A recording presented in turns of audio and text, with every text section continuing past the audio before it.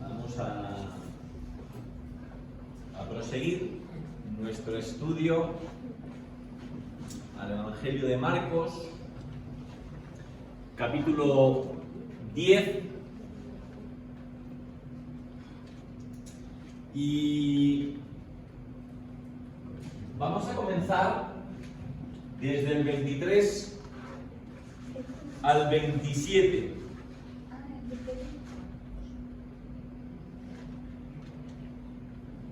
De todas formas, para entender el contexto, ¿alguien recuerda algo de lo que vimos la semana pasada?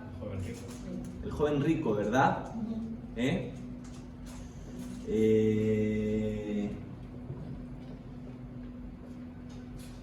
Aprendimos, entre otras cosas, Araceli, que una cosa es ser respetable y otra cosa bien distinta es seguir el Evangelio, o ser un cristiano. Una persona respetable es aquella que se sobreentiende, no hace nada mal, todo lo hace bien. ¿Recuerda Guadalupe que este joven aristócrata honraba a su padre y a su madre, no adulteraba, no robaba, no mataba? ¿Sí? Sí. Pero la cuestión es, ¿qué es lo que hacía por el resto? No hacía mal a nadie, pero ¿hacía bien por alguien? Pero no hacía bien tampoco. ¿Sí, Rosa? No hacía bien tampoco. Ajá, exactamente. Y dicho esto, podemos comenzar. Versículo 23. Entonces Jesús, mirando alrededor, dijo a sus discípulos: cuán difícilmente entrarán en el reino de Dios los que tienen riquezas. Los discípulos... Ay, perdona, ¿qué cielo? Oh, claro, sí. Es importante. Es importante. Es importante. Bueno, dice, vuelvo si no, dice: entonces Jesús, mirando alrededor, dijo a sus discípulos: cuán difícilmente entrarán en el reino de Dios los que tienen riquezas. Los discípulos se asombraron de sus palabras, pero Jesús, respondiendo, volvió a decirles: hijos, cuán difícil le es entrar en el reino de Dios a los que confían en las riquezas. Más fácil es pasar un camello por el ojo de una aguja que entrar un rico en el reino de Dios. Ellos se asombraban aún más, diciendo entre sí: ¿quién pues podrá ser salvo? Entonces Jesús, mirándolos, dijo: para los hombres es imposible, mas para Dios no, porque todas las cosas son posibles para Dios. Bueno, ¿qué les parece? Es un texto muy conocido, pero así, leyéndolo con detenimiento, no sé si hay algo que les llame poderosamente la atención. Hombre, a mí me llama la atención el asombro de los discípulos. Cuando los discípulos se asombran y se preguntan entre ellos que quién podrá salvarse. O sea, me llama un poco la atención que los mismos discípulos hagan esa pregunta. Claro, eran todos muy ricos allí. Mari, fíjate si ese detalle es importante, que es la clave de este texto. Porque no solamente se asombran una vez, sino que lo hacen dos veces. Y Jesús, con una pequeña pero importante diferencia, repite lo mismo. ¿Sí? Tomás, también es importante notar que en la Reina Valera, que bueno, se tradujo más, antiguamente, ¿no? La segunda vez que Jesús dice eso, dice cuán difícil les es entrar en el reino de Dios, como refiriéndose a los ricos a los que se ha referido antes. Sí. Pero traducciones más modernas, Sí, que cotejan ya manuscritos más antiguos, no tiene esa segunda referencia a los ricos. O sea, la segunda vez que lo dice Jesús dice cuán difícil es entrar en el reino de Dios. Ajá. Ahí es en general. Ajá. Bueno. O sea, que no tiene por qué tener énfasis específicamente en la riqueza. Sí, está muy bien. Yo lo voy a explicar conforme a Reina Valera. Porque porque Mateo y Lucas, por ejemplo, lo hablan bien. hay una diferencia en el verbo que ya es bastante sustancial, ¿no? Pero eso es muy interesante lo que has dicho, y es cierto, y es cierto. Pero una cuestión, sin quitar importancia a lo de Alberto, que la tiene mucha, pero no quiero soltar la presa. Eso que ha dicho Mari. Porque se sorprenden los... Claro, yo pensaba igual, Mari. Yo cuando tenía la edad de Noelia, ¿qué pasa entonces todos ricos? Porque yo no sé, oye, que los mismos negocios les iba muy bien, pero un pescador, primero que había levantado Mari y luego Adrián. Yo creo que es porque se supone que esos ricos que estaban preguntando eran muy rectos en la ley, y entonces ellos pensarían, si estos no entran, ¿cómo vamos a entrar nosotros? ¿No? Estás confundiendo la palabra, pero ha sido... No sé si es recto. No, digo que no son los ricos los que preguntan, son los discípulos. Ya, los discípulos. Cuando se sorprenden los Sí, discípulos, sí. digo, que a lo mejor se sorprenden porque, como les dice, que esos que estaban preguntando, los ricos, no era muy difícil que entraran en el reino de Dios, pues a lo mejor es que esos ricos normalmente eran muy rectos en la palabra de Dios o en los mandamientos, y entonces pensaban, ostras, pues si estos no entran, vamos a entrar nosotros. Hay algo bastante de eso, luego vamos viendo. Adrián. Dos cosas. Una, que ellos se sorprenden, tiene base que se sorprendan, porque los grandes sacerdotes, los grandes personajes de la iglesia judía, eran gente que venía de grandes familias. Ajá. O sea, no eran pobres. Entonces, claro, al decir esto, dicen, no sé, que él está hablando de toda esta gente. Si todos estos los quitamos de salvarse, ¿cómo nos vamos a salvar nosotros, que somos de abajo, pecadores y tal? O sea, vamos a ver, es que cuando él eliminaba a los ricos, eliminaba a la que la gente creía que era más santa. Este es un texto muy ignorado por el cristianismo a lo largo de los años, porque los que han tenido el poder en la iglesia incluso, siempre han sido gente con mucho dinero. O sea, este no aparecerá en los textos del Opus Dei nunca, ¿no? Pero es que luego hay otra cosa, que es que habría que la gente debería saberlo. Aquí no dice imposible que un rico entre en el reino de Dios. ¿Cuán difícil es? Ajá, sí. ¿Qué ocurre? Que es que un ojo de aguja en las murallas, como las que tenía Jerusalén, había unas puertas pequeñas que se utilizaba para cuando se cerraba la puerta de la ciudad pudieran entrar las personas, que se le llamaba ojos de aguja. Ajá. Por ahí se podía entrar un camello si llegaba un hombre con su camello, llegaba tarde o llegaba por la noche. Pero normalmente los camellos iban cargados. Sí. Y entonces, aparte de que el animal tenías que hacer de agacharse, costaba muchísimo meter un camello por ahí. Y eso se llamaba ojo de aguja. Sí. Es decir, por un ojo de aguja de la que nosotros pensamos de coser, sería imposible Claro. meter un camello. Sí. Pero por ahí es muy difícil. Eso quiere decir que él dejaba la puerta a que había ricos que realmente tuvieran un corazón como para que pudieran entrar en el reino de Dios. Es decir, cuando dice esto, es que los ricos no van a entrar. No es así. Él presenta la dificultad, porque es muy difícil, y lo dicen otros textos, adorar a la riqueza y adorar a Dios. Es decir, adorar a la materia y adorar lo espiritual. Son dos cosas muy enfrentadas. Muy bien, Adrián, muy bien. No, y es un pequeño apunte que es un apunte un poco friki para los que les gusta, como a mí, el tema de las traducciones y tal, ¿no? Pero es un texto bastante complejo, ¿no? Porque incluso aguja, o sea, está esa interpretación que está bien, y luego está... hay mucho también interés por el tema del camello, porque se traduce como camello, pero por lo que yo he leído, o sea, al parecer en arameo, la palabra para camello y para cuerda, pero no una cuerda cualquiera, una cuerda como de pescar, es una cuerda gruesa. Sí. Son casi iguales. Y encima el arameo, cuando lo escriben, no tiene vocales. Entonces, si alguien escribió el discurso de Jesús, la palabra sería la misma. Ajá. Y pasa algo gracioso, que es cuando se escribe o cuando lo traducen los escritores de los evangelios al griego, que es el idioma en el que está escrito los evangelios, Sí.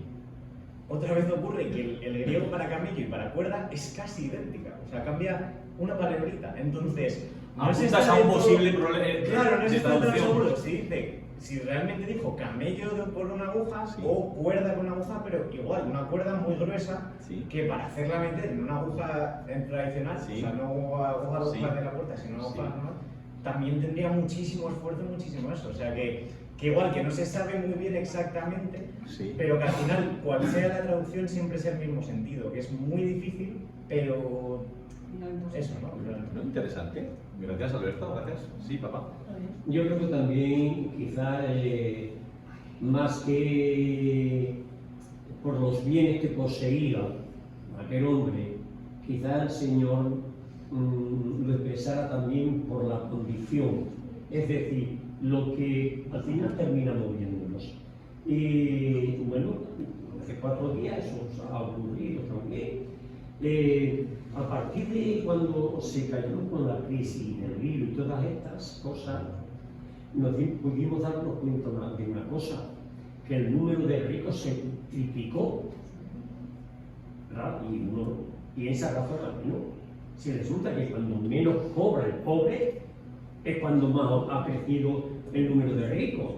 Y ahora mismo se está hablando también de si tratar de sacar algo de las grandes compañías como puede ser la eléctrica, la de gas, etcétera, etcétera, para ayudar a eso y los resistimos, se resisten, se quejan, ¿verdad?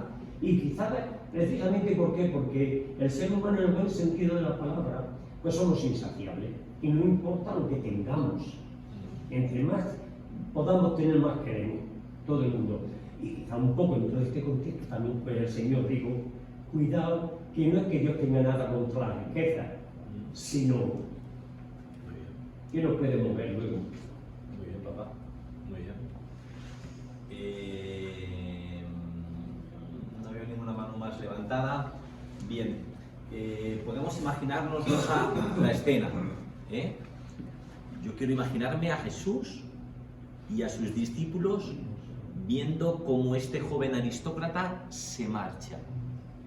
Y cuando se aleja, en ese instante Jesús dice, qué difícil, como bien habéis apuntado, no imposible, pero qué difícil es que entre al reino de Dios uno que tiene mucho dinero.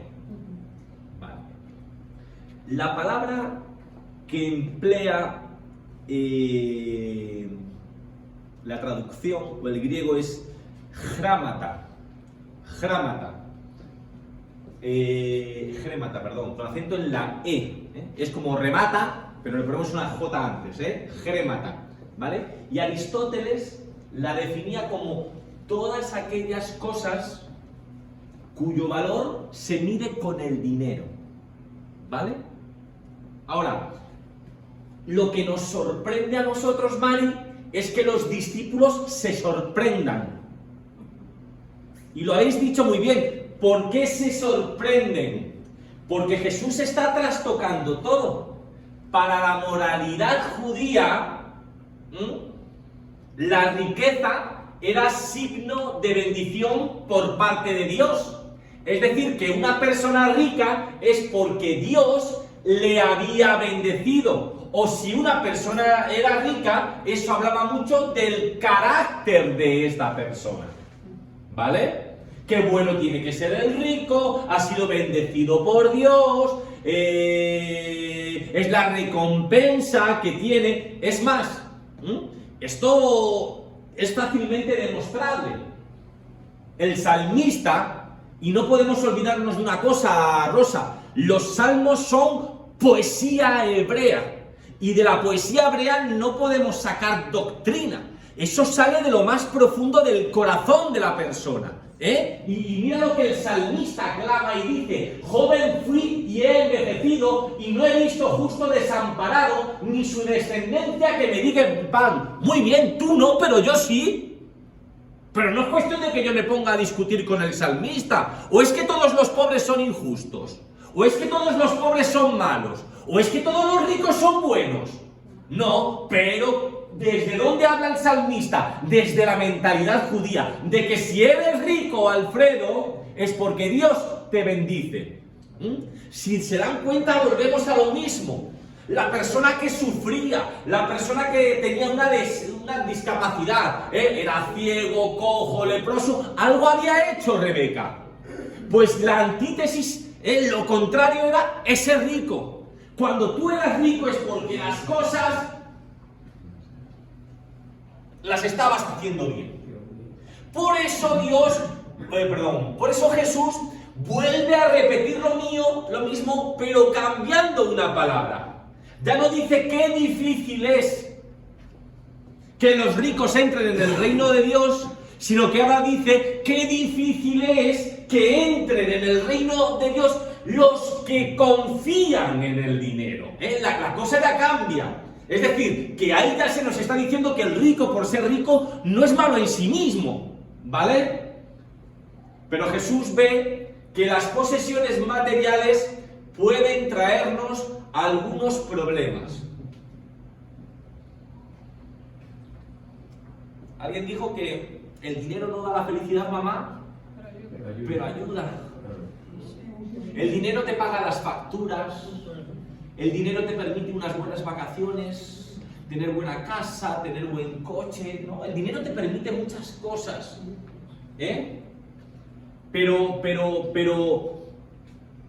Pero las posesiones nos pueden causar problemas. ¿Sí? ¿Alguien se atrevería a decir alguno?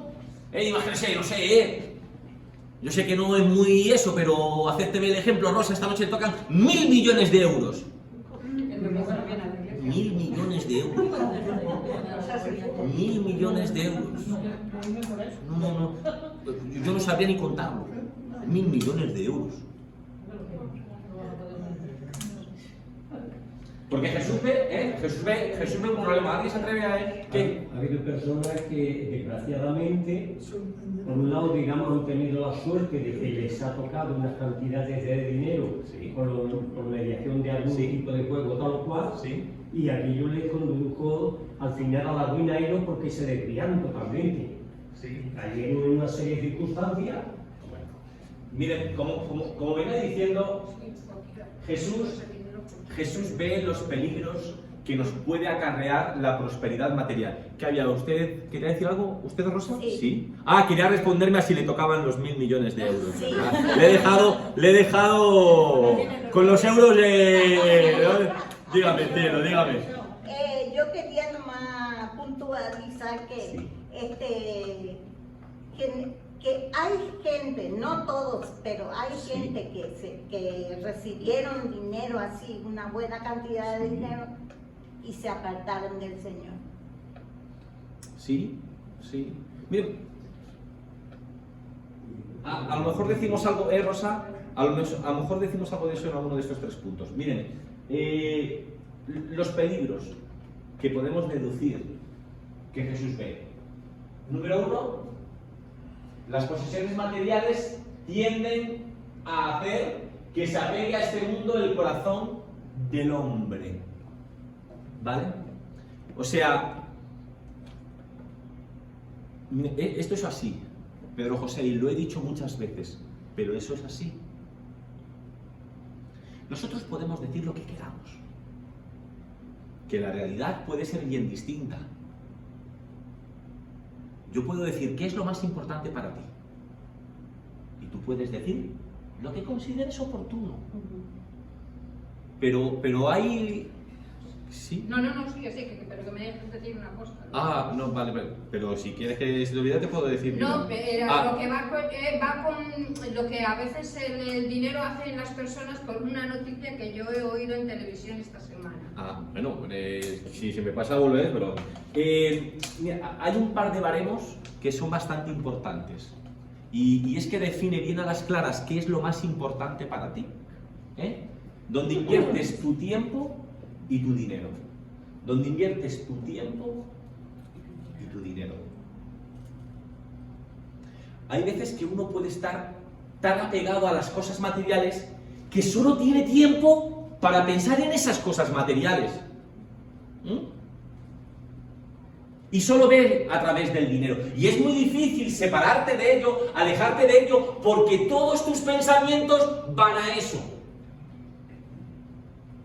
El dinero, claro que no es malo. Malo es cuando ocupa el epicentro de tu vida y todo se rige por el dinero. Eso sí puede causarnos un grandísimo problema. Voy rápido, Mari, te dejo eso, porque como hablo es de lo mismo. Número 2.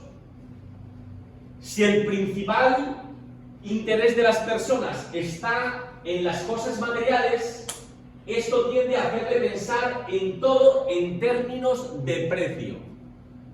Tal vez ha sido un poco farragoso a la hora de apuntar el enunciado, pero esto es fácil. Antonio Machado decía que solamente un necio confundía el valor con el precio. ¿Vale? Solo un necio confunde el valor y el precio. Cuando tú piensas solamente en dinero, a todo le pones precio. Pero es que muchas veces las cosas más importantes de la vida no se compran con dinero.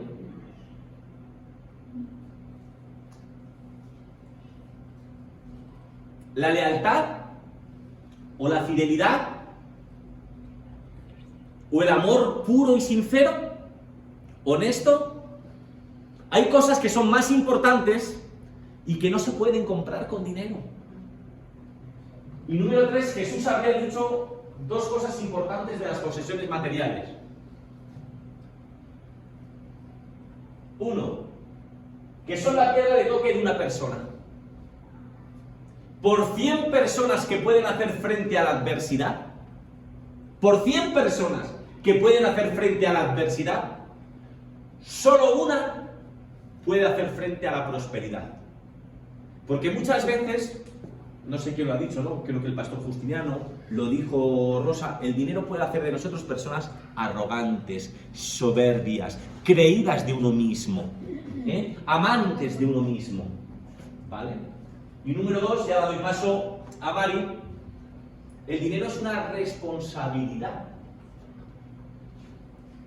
Porque yo creo que hay dos baremos con que se nos va a medir. Número 1, si alguno alcanza riqueza, ¿cómo la consiguió, Rosa? Porque puedes conseguirla de una forma leal y honesta o por unos subterfugios que no sean... ¿Vale? Y número 2 es cómo vamos a obrar con esa riqueza, como si solamente nos perteneciera a nosotros de una manera egoísta o siendo conscientes de que todo procede de Dios. Mari. No, yo estaba pensando, aparte de lo de la noticia, que vamos a ver, que estamos hablando de riqueza, lo que tú has dicho antes, miles de millones de euros, o sea... Sí. No estamos hablando de que yo tenga 2 coches, 2 casas, no, o sea, estamos hablando de muchísimo más. Con lo cual yo creo que cuando el Señor pone ese ejemplo es porque es muy fácil que a cualquiera de nosotros, si nos tocara esa situación, nos desviáramos. ¿Por qué? Porque el tener todo eso te hace que tú estés con el tipo de personas que son como tú, entonces sus mentes y sus pensamientos se rigen por otras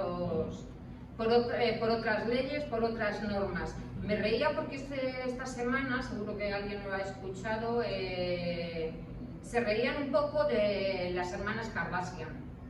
Y es que por lo visto...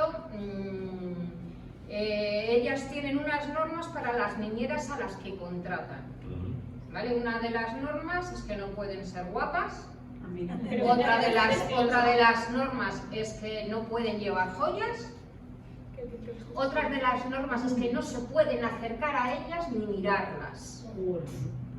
Y eso es el fruto de la riqueza de pensar que todo tiene un precio y que tú estás por encima y no dar valor, porque lo comentaban, o sea, ¿Cómo tú puedes decir a una persona que cuida de tus hijos, de lo que se supone que es lo más importante para ti, cómo tú puedes poner en una norma que no te miren y que no se acerquen a ti?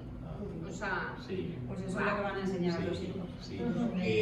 ¿Se acuerdan que la semana pasada comentamos en el contexto de que los niños se los acercaban a Jesús? Sí.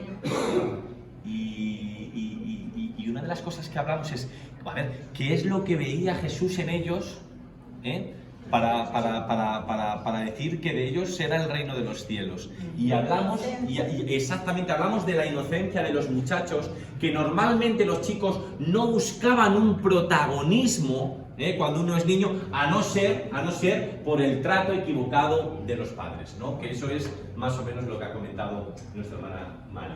Muy bien, lo último que quiero decir de este texto es que, claro, los discípulos se quedan preocupados. No podemos olvidar eso, esa mentalidad judía. Y ahí Jesús explica en pocas palabras toda la doctrina de la salvación. En poquitas palabras. No en un mensaje de 45 minutos, en poquitas palabras. O sea, si dependiera del hombre, le sería imposible. ¿Vale? Imposible. Pero la salvación no es cosa del hombre, sino que es un don que viene de Dios. Y para eso no necesitas ser ni importante ni rico. ¿Por qué? Porque no depende de ti, sino que es algo que viene de Dios. ¿Amén? Vale. Muy bien. Muy buena participación, ¿eh? Excelente. Excelente. Excelente. Muy bien. Vámonos al segundo texto. Tenía 3 preparados, pero sabía que sería difícil, aunque compartamos este suficiente. Marcos capítulo 10, versículos del 28 al 31. Venga. Aquí también tenéis que ver cosas, que os tienen que llamar. 10 del 28 al 31. A ver si mantenemos el nivel de la primera parte. Dice, entonces Pedro comenzó a decirle, he aquí nosotros lo hemos dejado todo y te hemos seguido. Respondió Jesús y dijo, de cierto os digo que no hay ninguno que haya dejado casa o hermanos o hermanas o padre o madre o mujer o hijos o tierras por causa de mí y del Evangelio, que no reciba 100 veces más ahora en este tiempo, casas, hermanos, hermanas, madres, hijos y tierras, con persecuciones y en el siglo venidero la vida eterna. Pero muchos primeros serán postreros y los postreros primeros. ¿Sí, Alberto? Sí, creo que es importante tener en cuenta el contexto en el que estamos en el libro hasta ahora, ¿no? O sea, como ya hemos venido hablando, Marcos, en este libro se está intentando se está tratando de argumentar que Jesús realmente es el Mesías que esperaban los judíos, ¿no? Entonces, hemos estado viendo que hasta el capítulo 8 más o menos, ¿no? Tenemos todo lo que hace Jesús, todo lo que va haciendo, ¿no? Curar a los enfermos y todo. Y de repente llegamos a la confesión de Pedro y ahí el libro pega un giro. Porque hasta entonces todavía Jesús puede ser como ese Mesías, ¿no? Que nos va a salvar de los romanos o algo así. Y ahí en el capítulo 8 viene la confesión de Pedro y es cuando Jesús empieza a cambiar un poco el discurso. Y hay varios episodios a partir de entonces en el que dice que sí, ser Mesías no es simplemente salvar, viene con mucho sufrimiento, con persecuciones, con dolores, o sea, se pasa mal, ¿no? Seguir a Dios no es fácil. Sí. Y entonces este es uno de esos pequeños textos que encontramos a partir de ahí, ¿no? En la segunda mitad del libro, en el que se nos habla de esto, ¿no? Dice, si estáis siguiéndome y hacéis bien en seguirme, pero lo que vais a recibir van a ser, por lo que dice, ¿no? Persecuciones. O sea, no va a ser fácil, no va a ser... O sea, mi vida como Mesías, dice Jesús, va a ser de dolor, y pues, la vuestra, por seguirme, va a ser también de dolor y sufrimiento, ¿no? En parte en eso consiste ser bueno, para Jesús ser Mesías, ¿no? No tanto todo este Claro. mismo. Como bien has comentado, él ya había expuesto que su mesiazgo consistía en cosas totalmente distintas al concepto judío, ¿no? De un libertador. Sí, está muy bien. Vale, Alberto. Es que ellos esperaban completamente otra cosa. Otra cosa. Y le digo con total honestidad, yo muchas veces, Rosa, cuando me enfrento a pasajes como esto, me pregunto en qué cosas, en qué cientos de cosas, en qué miles de cosas yo estaré esperando otra cosa que no tenga nada que ver con la voluntad de Dios. Sí, no pasa eso. Yo lo he dicho muchas veces, y yo sé que alguna vez alguno se ha removido. Yo no creo que Judas fuera especialmente malo. Se lo digo sinceramente, no creo que Judas fuera especialmente malo. Era un ser humano que esperaba algo, y en un momento determinado se siente desilusionado porque eso que espera. ¿Pero es que acaso Pedro era mejor y lo niega 3 veces? ¿Acaso los hijos del trueno que se querían repartir el reino eran mejores? Piénsenlo. Miren, hay una cosa. En este texto, Pedro, Alfredo, que está muy callado, si es que no te conviene estar al final, Alfredo. Pedro, ¿que quieres decir algo? Dime, Pedro. Iba a decir que a veces cuando andamos por la mañana con tu padre, Sí. en el pastor justiniano, Sí. decimos que hay gente, Sí. con las iglesias o Sí. personas, que no Sí. alguien se ofenda, Sí. que cree que Dios le debe algo Sí. y están equivocados. Sí. Por eso Pedro se sorprende. Sí. Si hemos seguido, te hemos seguido, hemos dejado la pesca, hemos dejado los hijos, hemos dejado la mujer. Me gusta que saques esta segunda parte porque yo lo que iba a preguntar. Decidme por favor, aquí hay un protagonista. ¿Quién es? Peter. Como siempre. Y además, exacta, esa es la palabra. Pedro en su línea, como siempre. Este hombre era silvestre. Este hombre, yo sé, el resto yo no sé lo que pensaría, pero su cabeza no paraba de dar vueltas. Había visto a un hombre no aceptar el llamamiento de Jesús. Había escuchado a Jesús decir que su decisión lo alejaba del reino de Dios. Y su cabeza se pone a funcionar y llega a la conclusión de que, oye, bueno, necesito saber qué es lo que nosotros vamos a sacar de esto, porque nuestro comportamiento ha sido completamente distinto que el de este muchacho. Este lo ha querido, pero es que nosotros lo hemos dejado todo. ¿Ves? Pedro ahí siempre tan honesto, tan de frente, Los demás lo mismo, pensaban lo mismo, pero se callaron. Pero él necesitaba saberlo, Rosa. Él necesitaba saberlo. ¿Cuál va a ser nuestra recompensa? A este le es difícil, pero allá nosotros. Y Jesús responde, y yo lo veo en 3 secciones distintas. Número 1, dijo que nadie renunciará, y esto hace falta explicarlo, porque por aquí se nos engaña mucho. Dijo que nadie renunciará nunca a nada por causa de él y de su buena noticia, que no lo recupere multiplicado por 100.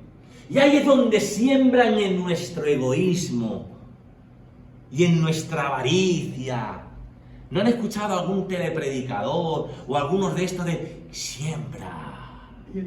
Siembra 100 para recibir 1000 y el tonto de capirote siembra, pero eso tonto se está sembrando para él. Venga, Rosa, que yo sé que usted esto se lo ha aprendido. Todo lo que usted no haga de corazón, ¿a quién le beneficia? Al pastor. ¿Al pastor? ¿A mí en este caso? ¡Quito! ¡Siembra! Pero si lo dijo Jesús, bueno, vamos a ver qué es lo que dice Jesús. Porque en la vida de los primeros cristianos eso fue algo palpable. Miren, ser cristiano en aquel tiempo, Sofía, no es como hoy. En aquel tiempo tú te hacías cristiano y podías perder el hogar, la familia, los amigos. Pero ¿qué es lo que te está diciendo Jesús? Cuando entras en este mundo, entras en una familia mucho más grande. Mira, lo podemos ver en el apóstol Pablo. No lo vemos en la Biblia, pero los entendidos dicen que muy seguramente fue desechado por parte de la familia cuando se convirtió en cristiano, ¿vale? Él era de una familia bien, de una familia pudiente, ¿vale? Tal vez lo repudió, ¿vale? Se quedó sin familia, se quedó sin amigos, se quedó sin hogar, pero fíjense en la vida del apóstol Pablo, allí donde él iba siempre hubo gente presta a ayudarlo, presta a recibirlo en casa, presto a facilitarle todas aquellas cosas que él necesitaba. Y el lenguaje que Pablo utiliza es muy familiar.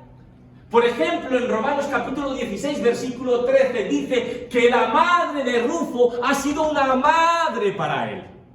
Si vemos el libro de Filemón, que ya lo estudiamos el verano pasado, no este, sino el pasado, Filemón en el versículo 10 decía que, ¿cómo se llamaba el esclavo?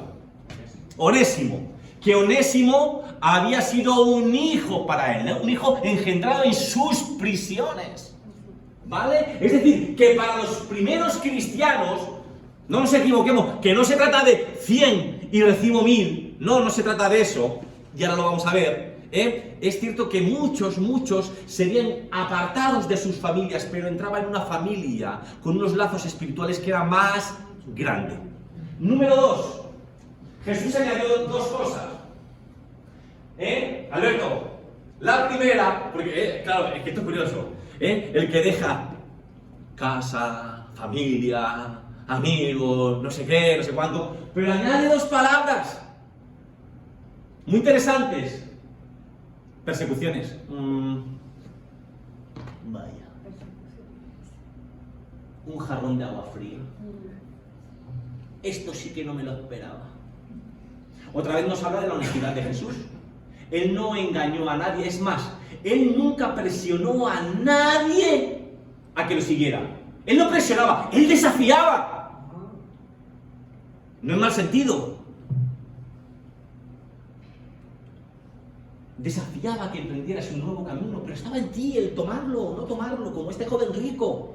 Pero él nunca presionaba a nadie. ¿Y dónde lo vemos? Aquí. Él fue claro como el agua. Él no engañaba a nadie. No prometió nunca nada que no se pudiera cumplir.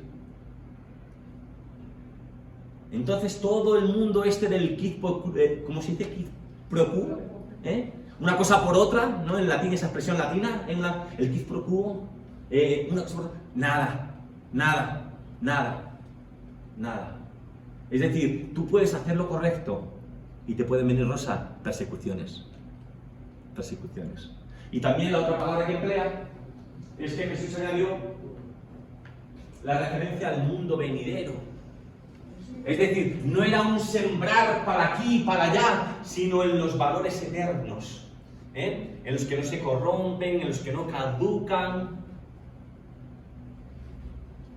Y número 3, entonces Jesús añadió algo, dice, pero muchos que están los primeros serán los últimos, y los últimos primeros. Y sabe una cosa, Rosa, yo me puedo equivocar, pero yo creo que esto era un dardo para Pedro. Era una realidad, pero era un dardo para Pedro. Porque él estaba ahí cavilando. Lo hemos dejado todo. Te seguimos. ¡Qué buenos somos! ¡Nos merecemos lo mejor de lo mejor! Y llega Jesús y dice, detente. Porque el que defines estas cosas no eres tú, sino que es Dios. Y lo que para el mundo puede que esté bien, tal vez no sea así para Dios. Para Dios. Igual. Pero no se olviden, porque era verdad. Pedro había dejado su negocio, su medio de vida por seguir a Jesús. Se sentía reafirmado, se sentía convencido, seguro.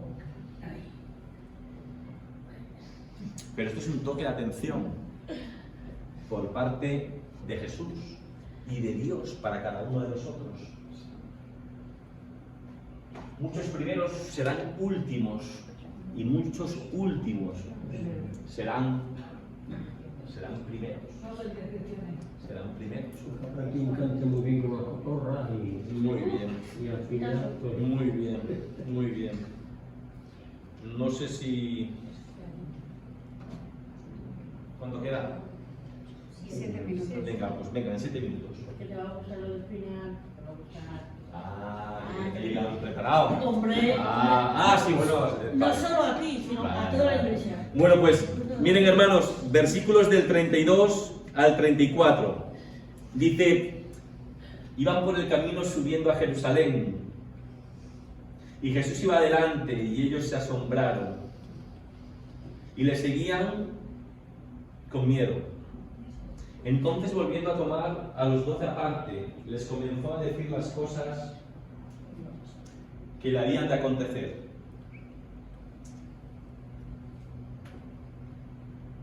He aquí, subimos a Jerusalén, y el Hijo del Hombre será entregado a los principales sacerdotes y a los escribas, y le condenarán a muerte y le entregarán a los gentiles, y le escarnecerán, y le azotarán, y escupirán en él, y le matarán, mas al tercer día resucitará. Venga, hermanos, ¿qué les gusta de este texto? ¿Qué les llama la atención? A mí me gusta el último versículo. ¿El último versículo? mm, ¡Oh, qué mola, claro! Ay, que le den leña al mono, ¿no? ¿Te gusta? Venga. Que la azoten, que escupan, ¿no? Bueno, eso nos enseña una cosa a Guadalupe, y es que conforme se acercaba a la ciudad de Jerusalén, como que Jesús tenía más claro lo que iba a suceder. Porque él se lo va contando a los discípulos, pero lo hace de una forma progresiva, Mari. Al principio, en el capítulo 8, simplemente dice que es necesario que el Hijo del Hombre muera, que padezca, ¿verdad? Simplemente, Pero Alfredo, en el capítulo 9 ya añade un detalle más. ¿Y cuál es el detalle? De que va a ser traicionado, que será entregado. Pero es que ya aquí en el capítulo 10 ya habla de insultos, de azotes, Y hay que entender, como tú muy bien has explicado, Alberto, que las pautas del libro, cómo está separado. Tenemos un principio y al poco él se retira al norte, a la región que estaba cerca de Cesarea de Filipo. Luego él desciende al sur y hace una breve parada en Galilea. Luego de Galilea baja a Jerusalén a la región de Judea y también pasa un tiempo en las montañas y en la Transjordania. Y aquí ya es el camino definitivo, ya se encamina a Jerusalén. Ahí tenemos esos distintas, cuatro paradas ahí. Y ya va aquí de camino. Lo tiene cada vez más claro. Muy bien, Guadalupe. ¿Algo más? ¿Sí, Alfredo? Sí, yo creo que me llama la atención Sí. que los discípulos Sí. ya tenían miedo porque el Sí. maestro ya Sí. había comunicado Sí. de lo que él iba Sí. a padecer, iba Sí. a suceder. Sí. Entonces, por eso ya, tenían miedo y entonces pues, tenían preocupación de lo que le iba a pasar a él. Miren, hermano Alfredo, eso nos habla del magnetismo personal de Jesús, ¿vale? Porque en ese tiempo, ellos ya sabían que Jesús es el Mesías, ellos ya sabían que Él iba a morir, algo que, escúchame, eso les reventaba la cabeza. ¿Por qué? Porque si el Mesías que un judío esperaba era un libertador, no tiene sentido que ese Mesías muriese, y menos aún en la cruz, que era algo maldito. Sin embargo, sabiendo, Alfredo, que va a morir, no pueden dejar de seguirlo. Muy bien, ¿Alberto? Nada, era básicamente lo mismo, pero creo que Araceli ya a lo mejor tenía algo. ¿Usted se levanta la mano? Perdóname por los dos, sí. Es que Jesús le va cogiendo la mano a cada uno, bueno, lo digo yo, la mano, Sí. porque Él sabe todo lo que le va a pasar, pero los demás se pueden unir a Él, tienen que unirse a Él, porque Él es el que lo va a padecer, pero los demás lo van a padecer igual que Él, aunque no sea en propia carne. Sí. En todos los demás también van a padecer lo que Jesús padece. Y Él le tiene que ir cogiendo la mano a cada uno y diciendo, por favor, vosotros no vais a padecer, lo voy a padecer yo. Yo soy el que voy a morir, yo soy el que va a pasar todo. Pero me tenéis que echar una mano, aunque sea, como yo digo, a la camisa. Sí. Miren, en relación a lo que usted ha dicho, yo en ese texto también veo la soledad de Jesús. Sí, pues eso es la que se encuentra ¿Por solo. ¿Qué es lo que dice el texto? ¿Qué es lo que dice el texto? Se encuentra Que solo. Jesús iba por delante. Iba por delante, iba solo. Los discípulos por detrás, o sea, él iba Él solo. se veía solo, pero tenía que echar una mano para que por lo menos no encontrarse tan solo, tan abandonado, porque se ve abandonado. Pero no porque lo quieran los apóstoles, sino porque es así, porque es dentro de él lo que tiene que salir. Mira, Feli, los discípulos, había muchas cosas que no tenían nada claras. Nada claras. Estaban tristes, estaban apesadumbrados, sentían la carga que Jesús soportaba, pero no sabían cómo reaccionar, ¿vale? Ahora, esto a mí me enseña una cosa, y es que hay decisiones que solamente puedes tomar tú. Quiero decir, seamos honestos, si Jesús les interpela, les pregunta cuál hubiera sido el consejo de los discípulos, ¿no vayamos? No vayamos. Pero ¿qué pasa? Pero hay decisiones que tienes que tomar por ti mismo. Claro, pero él se encontraba tan solo que tiene que coger la mano a cada uno y decirle, por favor, aunque sea un poquito, hacerme un dedo de él y... Yo lo digo con esa fuerza. Una cosa, porque hemos hablado un poco del magnetismo, hemos hablado un poco de la ciudad y nos presenta el coraje de Jesús, ¿vale? Lo que había explicado antes, ¿no, Alberto? De ese proceso. Primero cómo se retira al norte, cómo desciende a Galilea, cómo desciende luego a Jerusalén y luego ya va camino de Judea y luego ya de Jerusalén. Bien, perfecto. Pero aquí vemos el coraje de Jesús. Podemos decir que hay dos tipos de coraje. Hay uno para el cual no te preparas. Es espontáneo. Ante cierta circunstancia resurge tu gallardía. No sé si fue en Londres, ¿no? Un chiquito español, ese del patinete. Y tú no te preparas para eso. Te ves en medio de la escena y sales corriendo, pero siempre hay alguien que sale con ese coraje, ¿vale? Y hasta que no llega el momento no sabes si lo vas a tener o no, ¿vale? No lo sabes. Podríamos decir, no, yo sí, hubiera hecho lo mismo. No lo sabemos. Lo mismo salimos por patas, o lo mismo se tira usted toda la vida diciendo, Alfredo, que saldría por patas y llegado el momento es el que se enfrenta a la situación, ¿vale? Pero hay otro coraje que para mí es más importante, porque ya le digo hasta que no te ves ahí. Pero hay otro coraje que consiste en esto.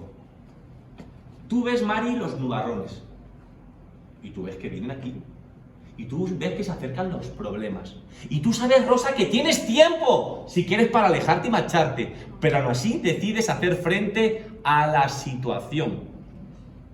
Ese es el coraje que nos muestra Jesús. Él sabía cuál era. A ver, Araceli, él no sabía todo lo que iba a pasar. Quiero decir, no sabía si le iban a dar 8 tortas o 15 tortas, si le iban a dar... Él sabía que por cómo vivía y por lo que predicaba, él sabía cómo iba a terminar, ¿vale? Y la muerte que le esperaba sería una muerte horrorosa allí en la cruz, ¿vale? No era así tanto como Guadalupe, que le gustaba el último versículo ahí de los carneros, ¿vale? Y tal. Bueno, aun sabiendo eso, se enfrentó a ello. Espera, porque Sí. Ah, no. ¿Ya está olvidado? No. Yo quiero decir, yo una de las cosas que observo, pero sí, hablo en un sentido general, sí, pero tanto en el Evangelio como en el ser humano, es que no nos damos cuenta, si va la expresión, que Dios no nos ha escogido para entender, sino para obedecer. Porque el pretender entender, digamos, todas las cosas de Dios es ponerlo casi al nivel de Dios. Y hay cosas que jamás. Ahora, cuando hemos confiado en el Señor, pues diremos como ya se dijo en su tiempo por alguno, no lo entiendo, pero que sea tu voluntad. Y hoy día queremos buscar justificaciones a muchas cosas que nos agradan, pero que a lo mejor nada tienen que ver en el fondo con la realidad de lo que Dios espera. Y las actitudes de los discípulos estaban después fuera de contexto, era normal en el sentido de la palabra. Por eso Jesús llega un momento que hasta les reprocha o les dice, hombre, él sabía para qué había venido y lo que tenía que llevar a cabo.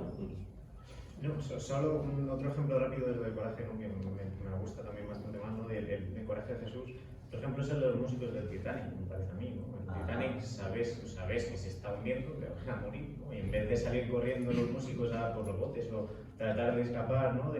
Siguen tocando, ¿no? Dicen, pues es que esta es nuestra vida, pues esto es lo que hemos vivido, esto es lo hemos todo. Y al final, ante la muerte, el tener coraje de decir, no, esto soy yo, o sea, el afirmarte incluso ante la muerte, ¿no? Yo creo que eso es lo que Jesús hace, o sea, lleva toda su vida predicando un mensaje muy potente, muy duro, que sabe que le va a cargar eso, pero aún así, con todo el sufrimiento y con toda la presión interna que tenía, ¿no? Pues saber eso, el decidir afirmarlo, hay más todavía, ¿no? El decir, no, esto hay que llegarlo hasta el final, está en mi vida. Pues eso. ¿Algo más, hermanos? Pero mira cómo lo que dice Alberto al final, los discípulos, aun habiendo recibido todo lo que habían recibido, al final cuando el Señor ya, digamos, da el último paso, está en la cruz, todos abandonan. Es la condición humana, que no es otra cosa. Claro, porque es lo lógico y lo normal, ¿no? Que el destino de sus discípulos fuera el mismo que el de su maestro. De ahí deducen los expertos que Juan pues sería no sé si la palabra es correcta, un puber, un mero adolescente, ¿sabes? Que tal vez por eso estaba ahí con María, porque tal vez no corriese peligro su vida, pero el resto salió huyendo porque tenía, ¿no? Es más, ¿se acuerdan cuando lo de Pentecostés? Ahí estaban cantando y alabando al aire libre, ¿verdad? ¿A que estaban cantando y alabando al aire libre? Estaban escondidos. Escondidos. Dentro de la iglesia. Escondidos. Bueno, hermanos, muy bien. Muchas gracias.